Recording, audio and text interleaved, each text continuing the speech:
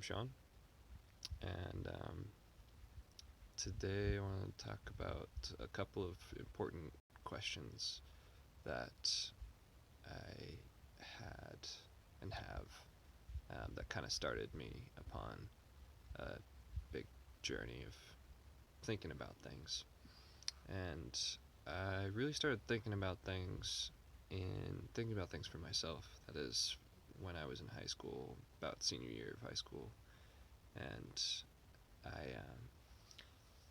I think that this started with listening to music, kind of developing a taste in music that revolved around deeper ideas, how artists do, and um, was listening to like conscious hip hop and um, psychedelic rock, and that was kind of those two combined opened up my mind to a lot of ideas.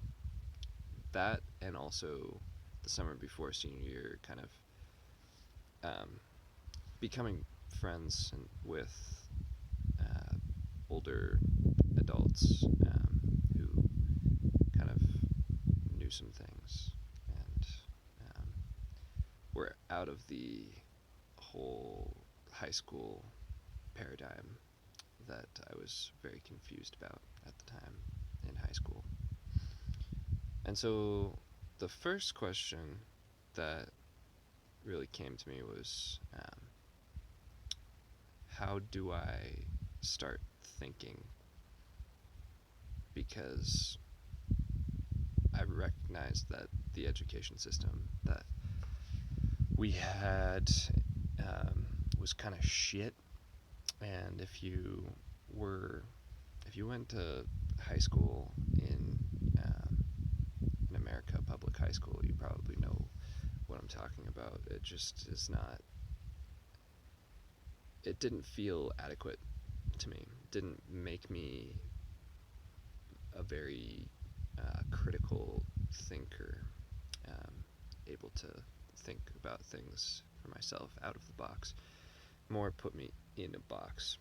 And in high school, in senior year of high school, I just was kind of done with it. It was like I can't give a fuck right now. Like this is not what I want to be doing. So I would ditch class and set up a hammock in a park and just think and write. And yeah, a lot came out of it. Um, the first questions, the really important ones that I had were, what the fuck is going on here? Like, like what the fuck, man? What is going on in this world we're in? Both, socially and just reality. Um, and then the other one was, what is happiness?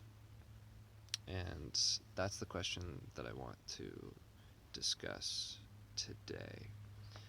So, what is happiness? I don't have the answers, but I have some thoughts about this and would like to share. So, happiness,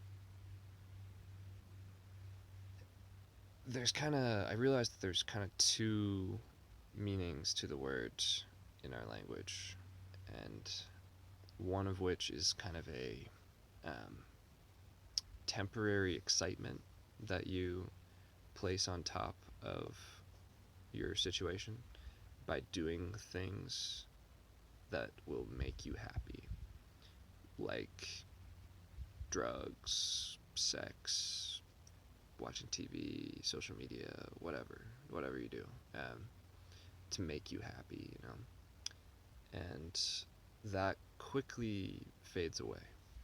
Doesn't last for very long because it doesn't really address the lower issues that are at hand. And the other kind of happiness is contentment. And that,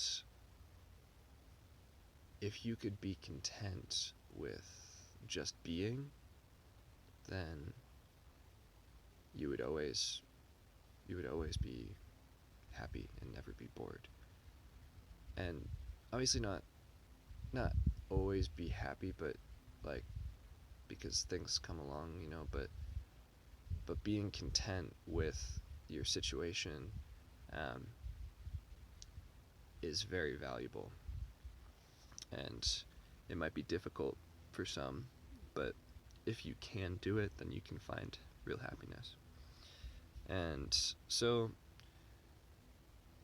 realizing that kind of shifted, it did a really important thing. It shifted my attention um, from outward to inward. And that's really, really cool. What what happens there when you shift your focus inward and realize that happiness can be found within yourself and can never really be found outside of that. That's really important. And it's strange how um, in this society that we're in, there's, you know, in America, one of our tenets is the pursuit of happiness, right? And what it's really turned into is the pursuit of the dollar, of money. And this is, it's never going to bring you real happiness um, because it's external. And although you can get things with it, it's not really going to bring you what you really want deep inside. It's not, yeah. You can't get happiness by the dollar bill, y'all. Um, Somebody once said that wealth is not a measure of how much you have, but of how little you need. And I think that this is very true. It's, you don't need to have a lot to be satisfied. Um, in fact, having a lot generally causes problems. Yeah. So, anyways, being content brings you inside, and it allows you to be in control of your own contentment and happiness. That's pretty cool. Yeah. All right. See ya.